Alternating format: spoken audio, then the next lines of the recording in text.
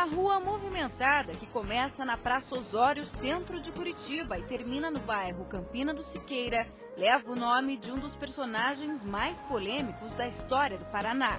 Vicente Machado da Silva Lima, ou simplesmente Vicente Machado, como ficou conhecido, nasceu em Castro no ano de 1860.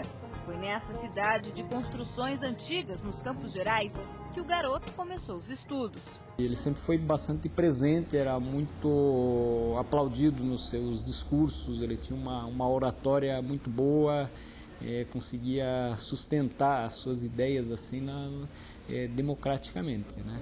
Em 1881, aos 21 anos, Vicente Machado se formou no curso de Direito em São Paulo. No mesmo ano, foi nomeado promotor público em Curitiba e começou a se envolver com a política. Republicano de coração, lutou contra a monarquia. O Brasil está passando por uma fase de transição política, né? A gente está saindo do Império e entrando na República. Então, lógico que havia os dois lados, né? Os que eram os conservadores, né? Queriam que continuasse com o Império, e mais os republicanos, então, que lutavam por isso. E ele está justamente nessa transição. Vicente Machado atuou em vários cargos públicos. Foi nomeado secretário do governo de Carlos de Carvalho. Foi eleito deputado estadual e depois vice-governador.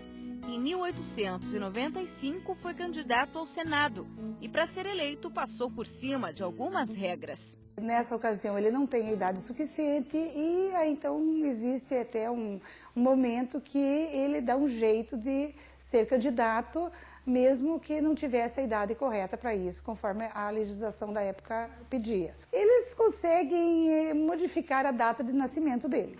Vicente Machado também foi personagem da Revolução Federalista. Ele assumiu a presidência do Estado em 1893, uma época de contínuas ameaças dos maragatos que queriam ocupar Curitiba. Com medo de uma invasão, Vicente Machado transferiu a capital para Castro. Muitos moradores diziam que ele foi para os Campos Gerais para fugir dos guerrilheiros.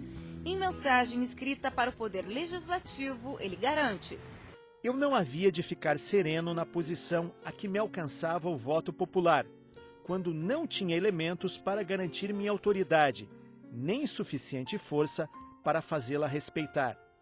Se permanecesse, o sacrifício teria sido inútil, quando à minha frente corria o comandante do distrito, apavorado.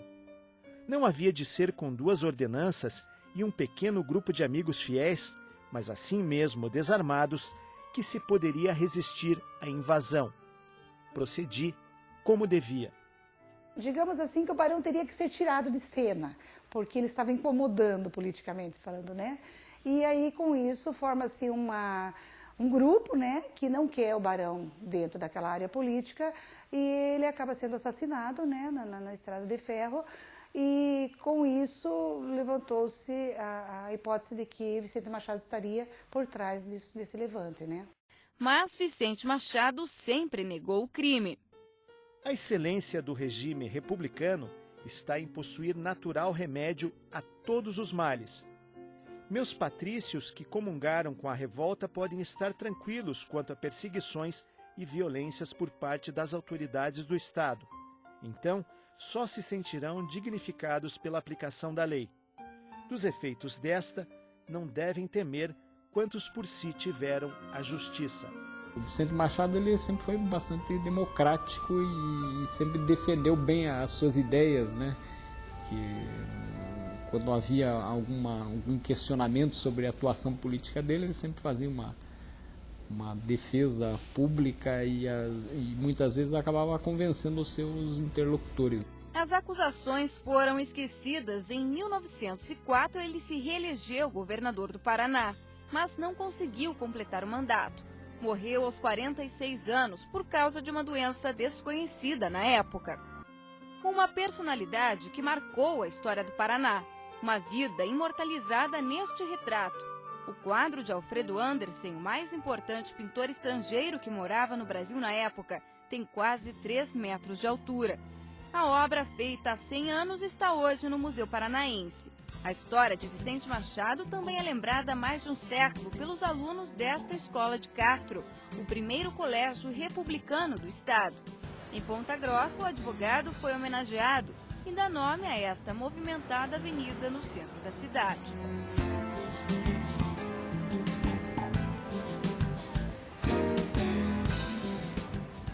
Em Curitiba, a Rua Vicente Machado começa na agitação do centro da cidade, atravessa um dos bairros mais nobres da capital e termina em uma região residencial, uma rua cheia de contrastes, como o homem que deu nome a ela.